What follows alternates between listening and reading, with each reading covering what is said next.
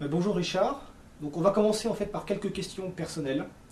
Donc aujourd'hui tu es à Paris. Je crois que la semaine dernière tu étais à Porto Alegre. Non, Oui, la semaine prochaine. la semaine prochaine tu vas à Porto Alegre.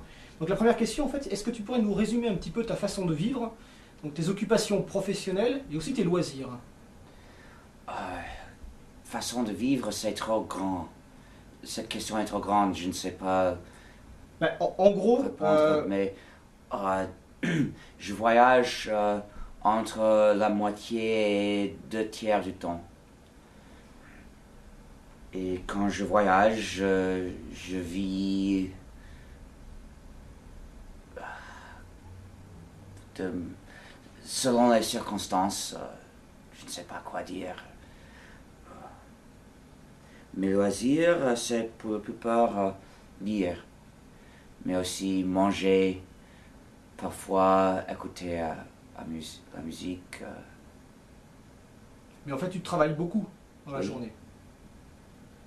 Principalement tu fais que travailler. Non, Non. normalement, chaque jour, je lis pour quelques heures. Dans le même ordre d'idée, tu as souvent expliqué que ton implication dans le projet, dans le mouvement du logiciel libre, faisait que tu avais renoncé à un certain nombre de choses dans la mode de vie de l'Américain moyen, comme par exemple les enfants, avoir une maison, etc. Avec les différents prix que tu as reçus. Mais Oui. quant aux enfants, il ne s'agit pas de renoncer parce que je n'ai aucune envie. Tu n'as aucune envie de renoncer aux enfants? Non, d'enfants. Ah, tu n'as aucune envie d'enfants. Parce que la question en fait, Pour moi, il paraît tout à fait dégueulasse d'avoir des enfants. Ne pas pouvoir dormir, il faut dépenser tout le temps pour ramasser de l'argent pour... dégueulasse. On n'a pas même le temps dans la journée de voir les enfants. d'accord. Donc tu penses en fait que, Si on a envie de voir des enfants. d'accord. Donc tu penses en fait que le fait d'avoir des enfants serait une limitation à ton activité dans le mouvement du logiciel libre. Oui, mais s'il n'était pas cette activité, ce serait Une autre. quelque activité. C'est une limitation dans la vie et je n'ai pas envie d'être euh, lié comme ça à n'importe quoi. Sauf peut-être le mouvement de logiciels libres qui vaut la peine. L'argent que tu as reçu aurait pu te permettre éventuellement de changer. Non, je crois que non. Je n'essaie pas de, de gagner assez d'argent pour les choses dont je n'ai pas envie.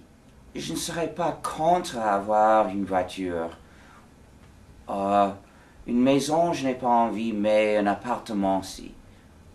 Je n'ai pas envie d'une maison parce que ceux qui possèdent une maison à Boston apprennent à détester la neige. Parce ils doivent Ah oui.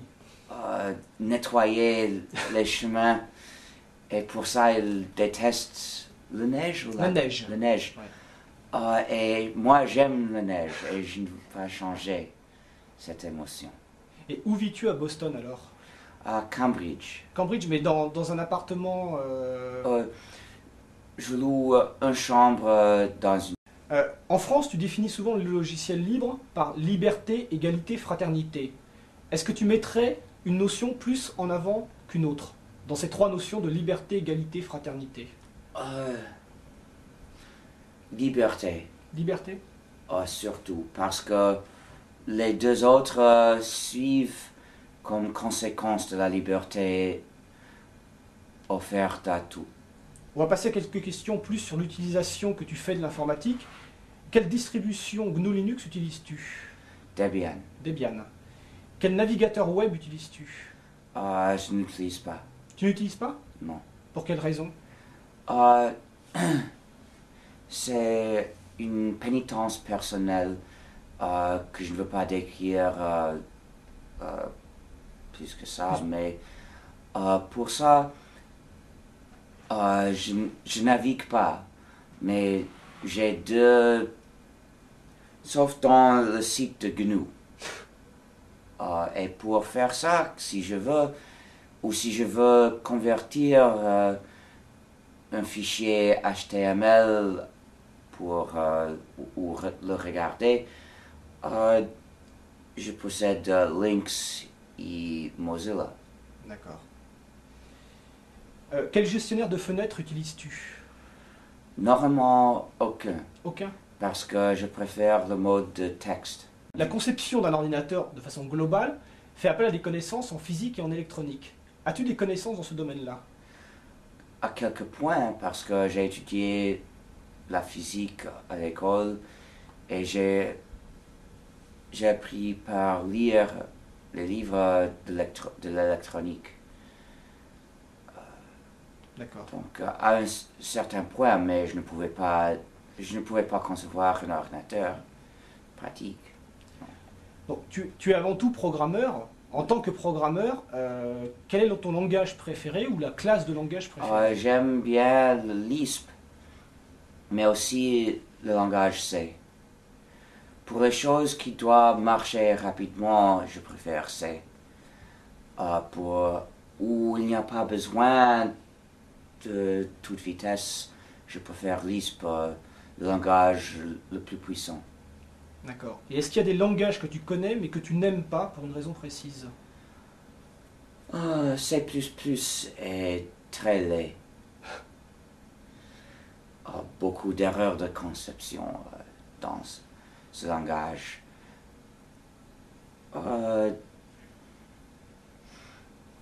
Je n'ai pas appris les langages récents parce que je n'ai pas le besoin ni le temps, ni beaucoup d'intérêt. Si j'avais beaucoup de temps, bien sûr, je voudrais les apprendre. Dans cette classe, j'inclus Java, Perl, Python. Je n'ai pas appris. D'ailleurs, quel est ton avis sur Java? Je n'ai pas beaucoup d'opinion parce que je ne connais pas ce langage. De base, c'est évident qu'il est moins puissant que Lisp. Mais dans sa classe de langage, peut-être c'est bon. Comme langage dont les fonctionnalités sont limitées à celles qui peuvent être compilées, sont les fonctions read, eval et print. Peut-être Java est bon. Et que penses-tu de la stratégie de Sun par rapport à Java?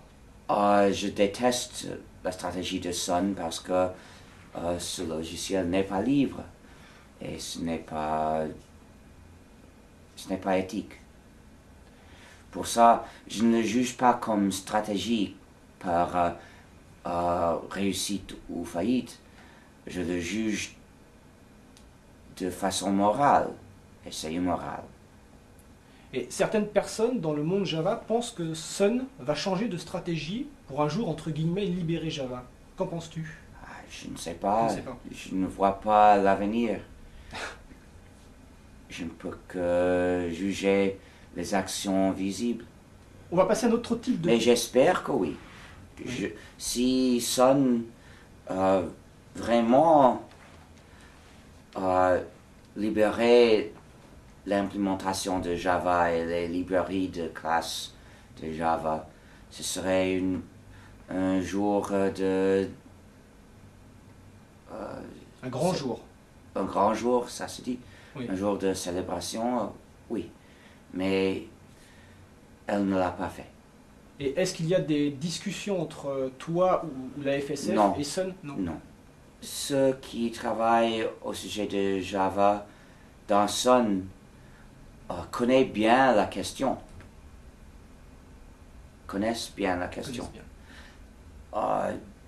Depuis plusieurs années, ils s'obstinent contre le changement et s'ils vont un jour finalement changer, personne. Donc, on va passer à quelques questions sur la GPL notamment. Alors, la première, c'est la section 2C de la GNU GPL fait référence à l'obligation d'afficher à l'exécution du programme un texte informatif.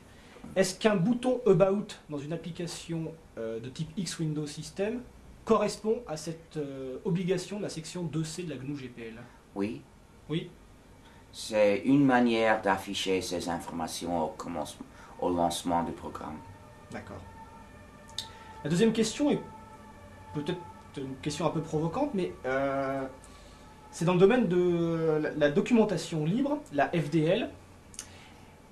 La question en fait, est-ce que la FDL est sous FDL? C'est-à-dire, est-ce qu'il est possible... Non, bien sûr que non.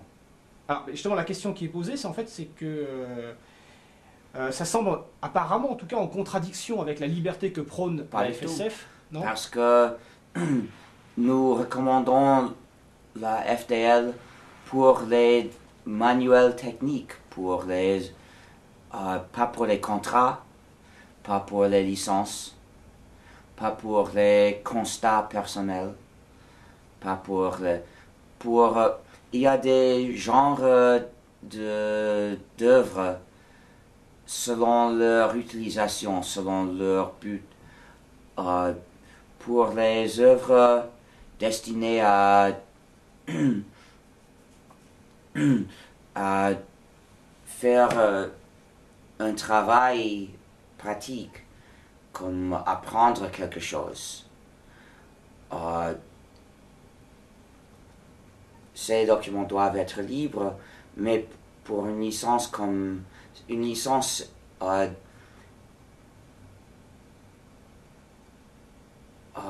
dit les intentions de quelqu'un. Et les intentions de quelqu'un ne doivent pas être modifiées par quelqu'un d'autre. Ce qui explique le fait que pour tes textes, par exemple, ils ne sont pas sous GFDL, Pour mais les textes sous sur copie les verbatim. questions politiques ou philosophiques, non. Mais les manuels techniques, oui. D'accord, c'est clair. Tu as lancé le projet GNU en 1984. Donc en 2004, c'est les 20 ans. Est-ce qu'il est prévu une sorte d'anniversaire pour fêter les 20 ans? Non, mais peut-être ce serait une bonne idée. Est-ce que tu peux me promettre de ne pas l'oublier? Je te promets de ne pas l'oublier. On y en parlera dans 3 ans. Parce que il faut penser à cette question peut-être Bien en avance. 9 mois Oui. en avance. D'accord. Parce que ce serait en janvier. Parce que j'ai lancé moi, j'ai commencé le travail en janvier 84. Mais j'ai proposé le projet quelques mois avant. Donc, quel anniversaire? Mais quelle est la date pour toi du lancement du projet GNU? Est-ce que c'est le... Pour moi, je pense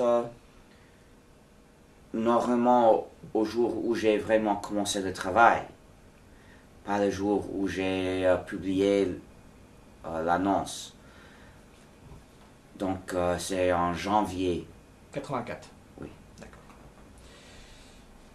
Alors, est-il possible de faire, c'est une question à nouveau sur la GPL, est-il possible de faire des modifications que l'on ne distribue pas à un logiciel GPL, c'est-à-dire un logiciel qu'on va utiliser à l'usage privé, sans contrevenir à la GNU GPL? Bien sûr.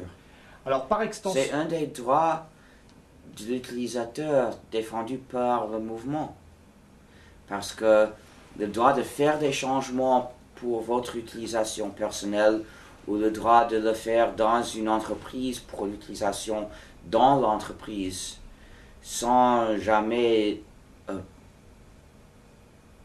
diffuser les changements, c'est un des droits dans la liste des droits essentiels pour le logiciel libre. Mais justement, cette notion d'usage privé n'a-t-elle pas changé un petit peu par rapport à la date d'écriture de la GNU GPL? Je pense par exemple aux ASP, comment ça se... Application Service Mais Providers.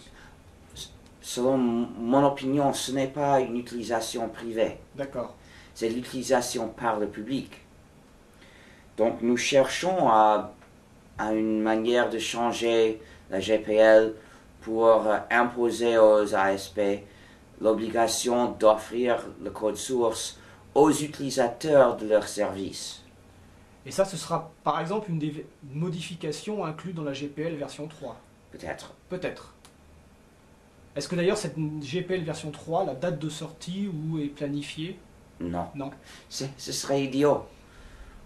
On publie quelque chose, une œuvre, quand il est prêt.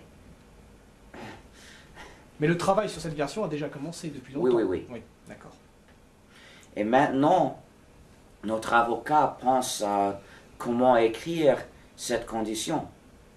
Mais ce n'est pas évident. C'est un travail difficile parce que personne ne l'a fait. Et il n'est pas évident si les lois de droit d'auteur supportent une telle. L'un des rôles de la FSF est de défendre le logiciel libre d'un point de vue juridique. Et une des questions qui est posée, si Microsoft prenait le code source d'un logiciel sous GNU GPL et le modifiait pour en faire une version propriétaire, la FSF pourrait-elle aider le développeur à faire respecter ses droits dans ce cadre-là? Aurait-elle les moyens? Si la FSF était le développeur, Oui. je pense que oui, parce que nous aurions la possibilité de gagner beaucoup d'argent comme dédommagement. Oui. Et nous possédons de l'argent pour payer des avocats, oui.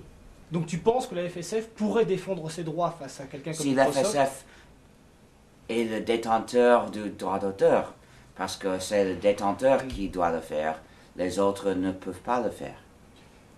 Et si un auteur de logiciel libre vient voir la FSF pour lui demander de l'aide dans une démarche similaire?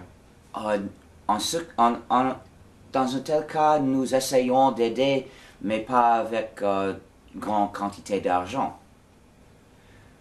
Nous pouvons défendre le droit d'auteur et donc les conditions, les obligations de la GPL pour un programme si quelqu'un nous l'a donné d'avance. Nous ne pouvons pas accepter l'obligation de défendre ces conditions pour tout le logiciel libre du monde, parce que c'est trop.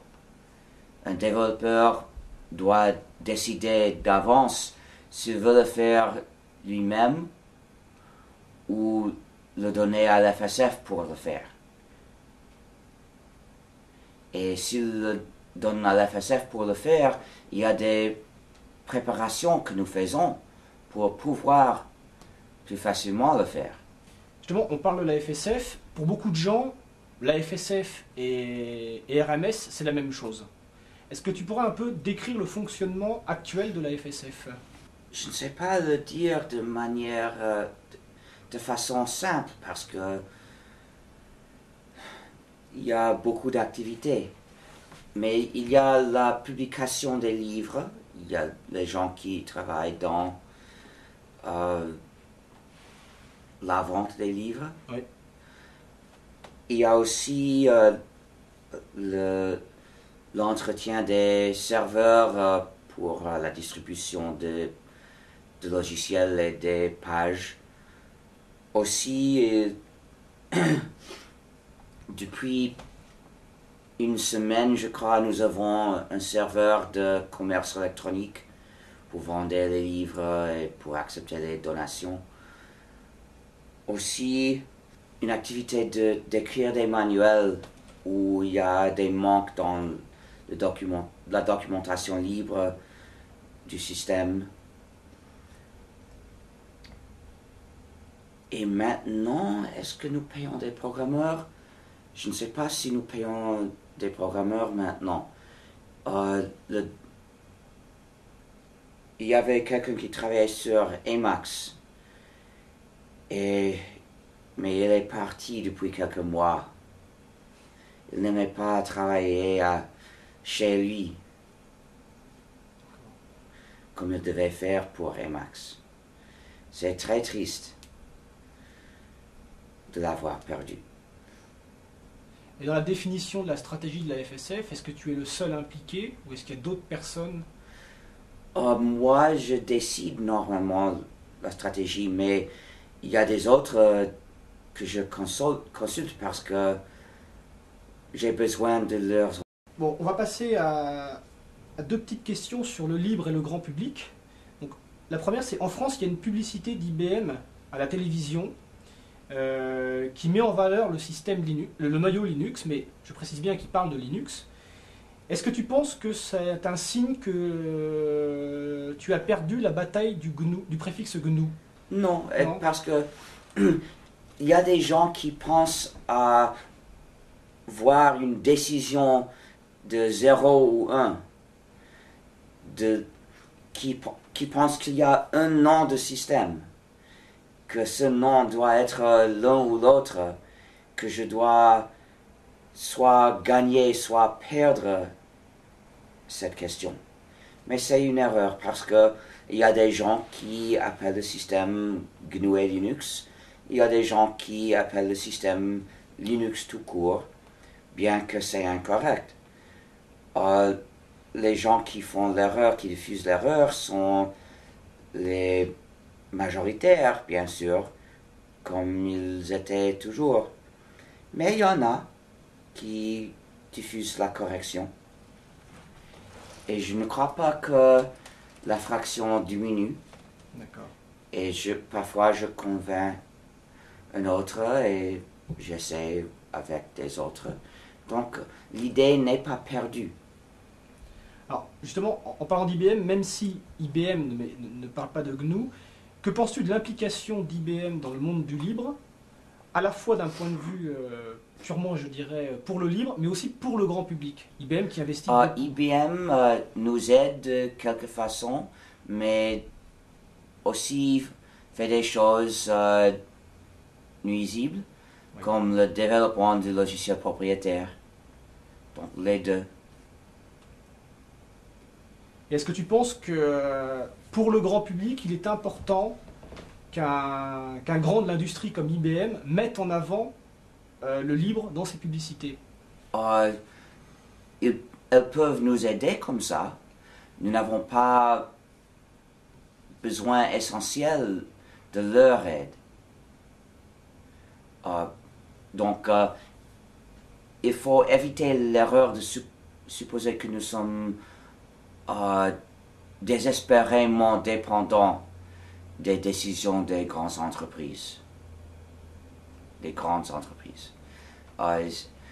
C'est une erreur qui amène les gens à dépendre des décisions des grandes entreprises, de se penser des clients, qui amène à la perte de l'indépendance. Il faut à tout prix éviter ce chemin. Nous pouvons inviter l'aide des grandes entreprises, nous pouvons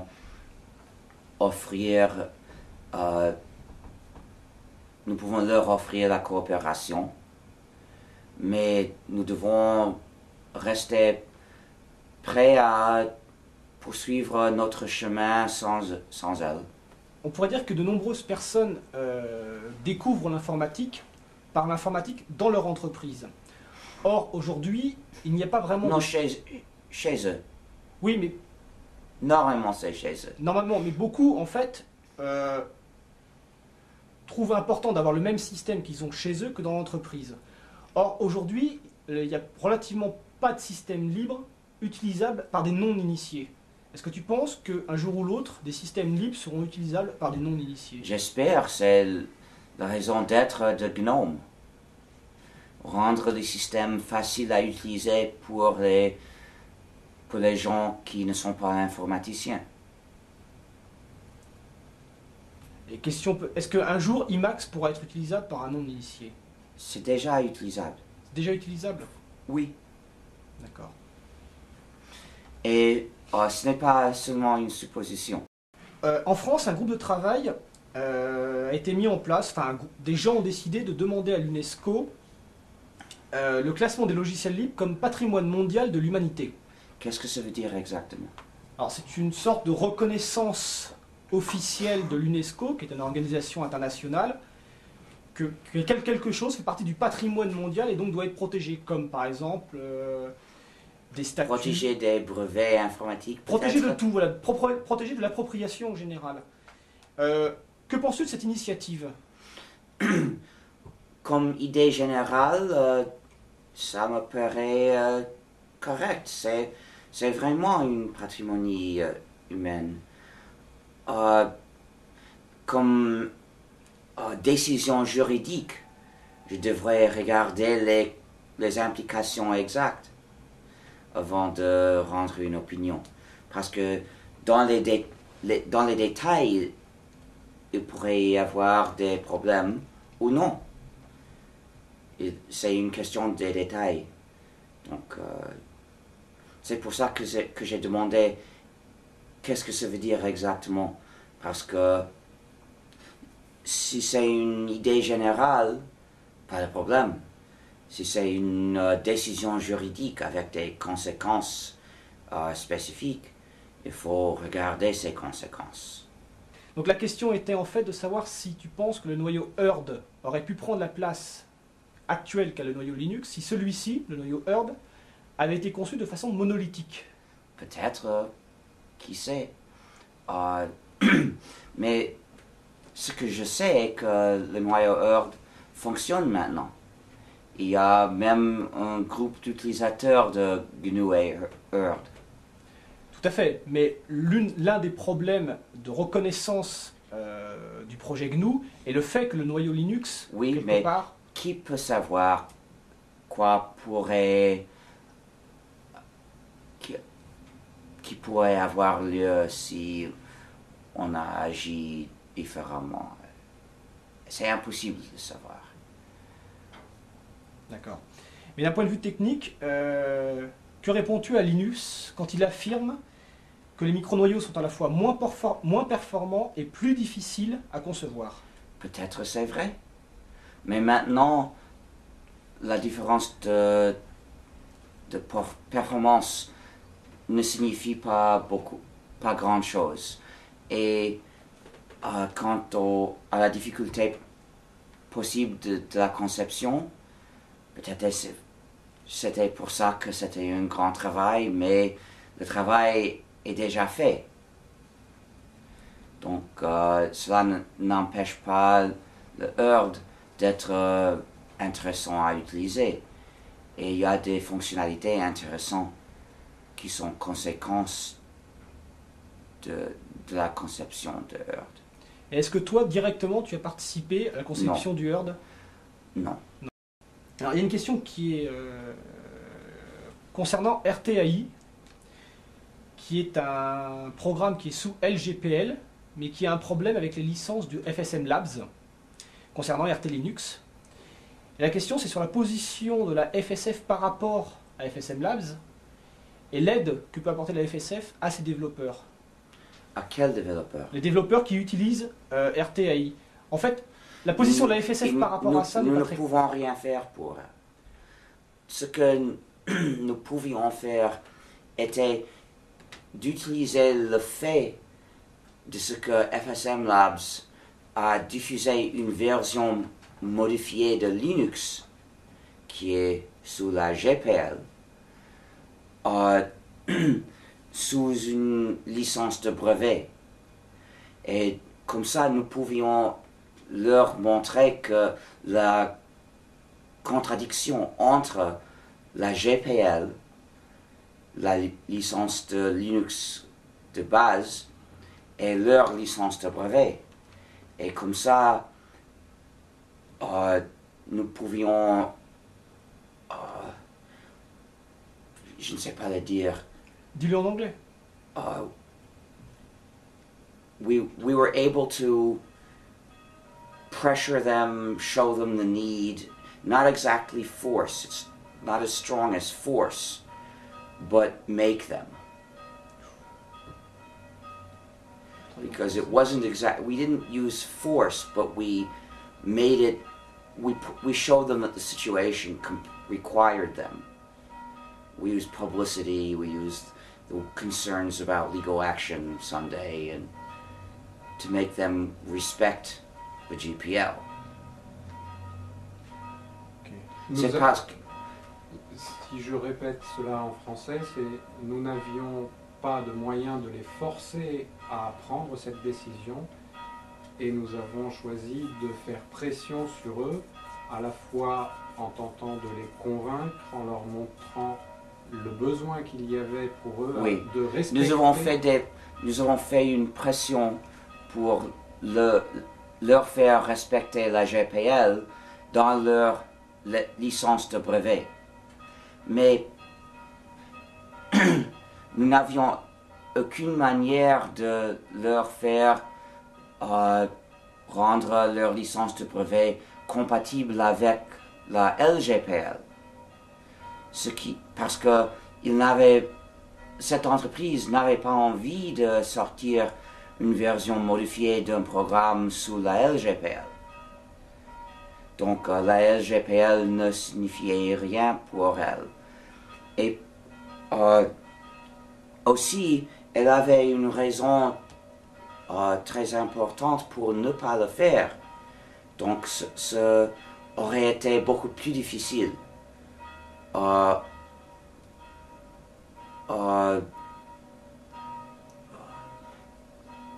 Beyond, Au-delà. au-delà de notre moyen de pression. Ça aurait été quelque chose que nous n'aurions pas pu accomplir. Parce que l'entreprise voulait interdire le développement de programmes propriétaires utilisant leur technique par des autres. Avec un programme sorti sous la GPL,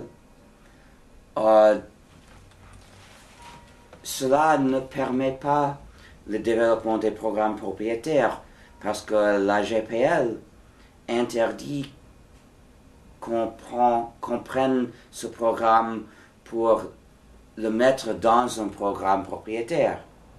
Mais la LGPL le permet. Donc, pour l'entreprise FSM Labs, si elle a permis la sortie des programmes sous la LGPL, ça aurait été permettre aussi la sortie des programmes propriétaires utilisant cette technique. Et cela aurait été un recul si grand pour elle qu'elle aurait combattu très fort contre cette idée. Et nous n'avions pas le moyen de la faire céder tant. Mais ce que nous avions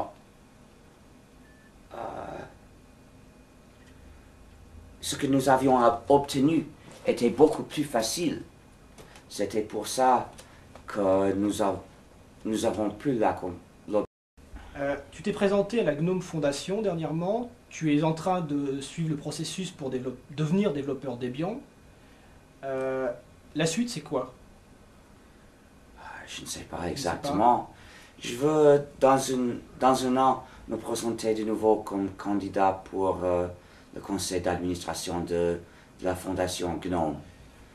Et peut-être, avec un an de me connaître mieux, en lieu des mythes qui m'entourent, peut-être je puis gagner cette fois. Tu penses que le rejet de ta candidature est lié au mythe? Oui, parce qu'il y a des mythes qu'on peut voir, qui circulent.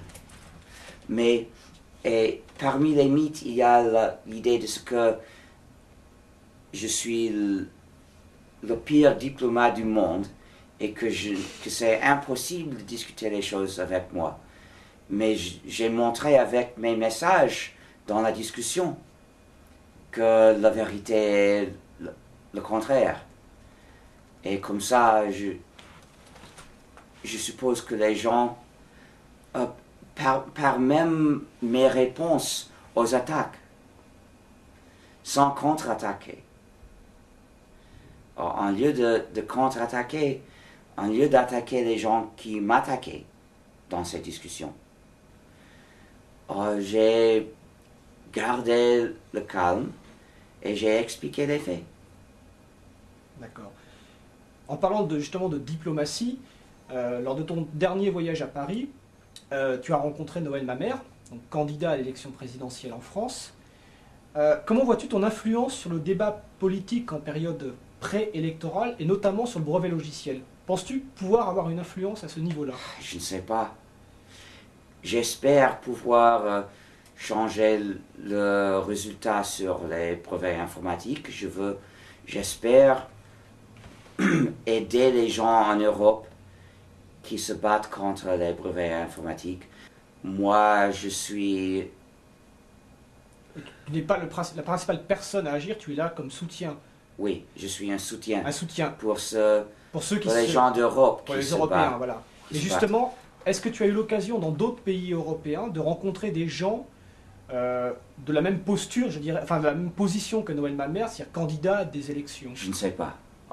Que je sache, non. Non.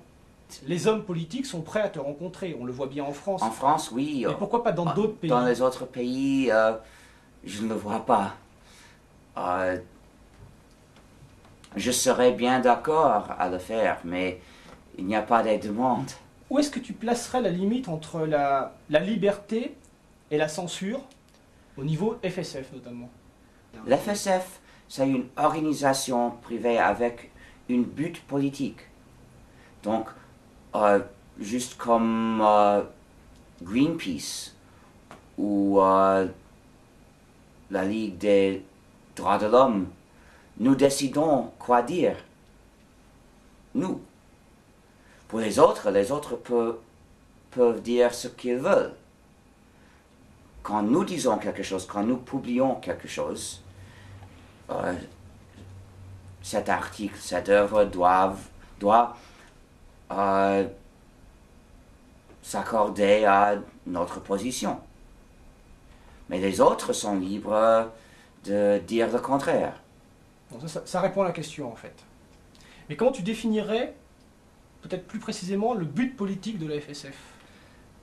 Diffuser les libertés aux utilisateurs de logiciels. Ok, c'est simple. On a une question qui est plus liée sur... je sais que c'est pas forcément le sujet que tu préfères, l'économie, mais quel est l'intérêt du logiciel... Enfin, quel est l'intérêt pour une société de services en informatique d'utiliser ou de développer des logiciels libres?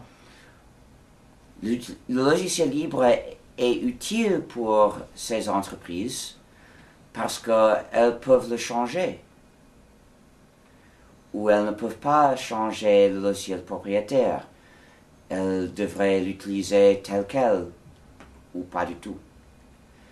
Comme ça, les bienfaits pratiques de la liberté s'appliquent à ces entreprises juste comme à tout le monde.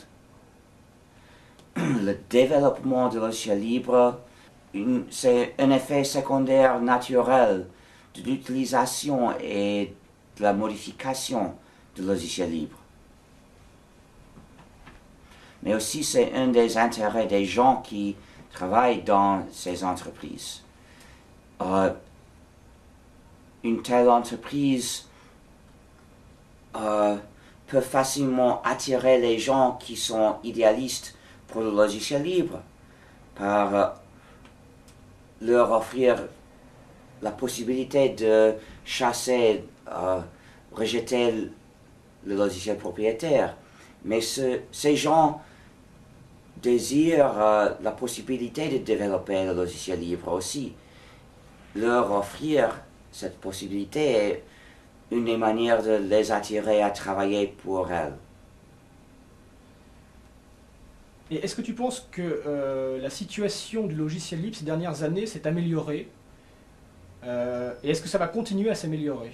Je ne sais pas, parce que la situation comprenne beaucoup de questions, beaucoup de détails dans beaucoup de pays du monde. Et je ne passe pas le temps par surveiller les développements. Donc, je ne sais pas répondre. Il y a des changements que je vois. Il y a le danger de brevet informatique, mais est-ce que ce danger est plus grand ou plus petit maintenant par rapport à il y a 2 ans? Je ne sais pas. La décision en Europe peut-être s'approche, mais qu'est-ce que sera la décision? Je ne sais pas. Donc si c'est une amélioration ou une... qu'est-ce que c'est le Ou si cela empire la situation. Ou un recul. Un recul, je ne sais pas. Il y a, je suppose, une plus grande quantité d'utilisateurs. Je crois que les desktops comme GNOME s'améliorent et donc que le système est plus facile à utiliser pour les non-informaticiens. C'est une avance. Une avancée. Une avancée. Oui. Mais moi, je ne suis pas le progrès à ce niveau. D'accord. Je Prêt, ouais. fais attention et les décisions à prendre, pas les résultats. Quand tu parlais des brevets logiciels, c'est clairement un changement juridique, en tout cas en Europe, qui serait un frein au logiciel libre. Il y a un recul que je vois, la traité cybercrime. C'est vraiment C'est vraiment un recul. c'est un recul, c'est une attaque aux libertés des citoyens.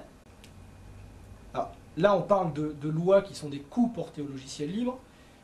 Dans le programme gouvernemental, enfin, du Parti socialiste en France, c'est-à-dire pour la candidature à la présidentielle, certains voudraient mettre en place ce qu'ils appelleraient, je mets des guillemets, une loi Linux. C'est-à-dire une loi qui Je ne peut-être... serais pas un supporter d'une loi appelée loi Linux. Alors, même si elle s'appelait une loi GNU Linux ou autre, est-ce que tu penses que c'est une bonne solution? Cela dépend des détails de cette Voilà. loi. Et est-ce que tu peux me décrire les détails? Nous n'avons pas les détails, mais en fait, ce que j'aimerais en fait que tu dises, c'est que enfin, le but, ça pourrait être soit d'imposer des logiciels libres, par exemple, dans l'administration, soit plutôt d'imposer l'utilisation de standards ouverts, quel que soit le logiciel utilisé. Donc, par rapport à ces deux possibilités... Ces 2 idées sont des bonnes idées. L'une ou l'autre serait une amélioration. Mais ce dont nous avons le plus grand besoin à l'égard des gouvernements, c'est de ne pas nous interdire par des brevets informatiques, par des lois interdisant les programmes libres pour tourner un disque vidéo. Non. D'abord, ne pas nous attaquer, puis peut-être nous aider. Quelqu'un du monde du logiciel libre qui n'est pas forcément développeur, qui n'a pas de capacité, mais qui veut faire quelque chose, quelle est selon toi la Il priorité? peut se joindre à la bataille contre les brevets informatiques en Europe. C'est la priorité. Oui. Est-ce que tu voudrais ajouter quelque chose à destination des gens du libre, de la communauté francophone? Si quelqu'un veut faire un tout petit travail pour nous aider, le plus petit travail qui peut nous aider, c'est d'appeler le système GNU et Linux. Si l'on est prêt à faire un plus grand travail, on peut lutter contre les brevets informatiques. D'accord. Merci Richard.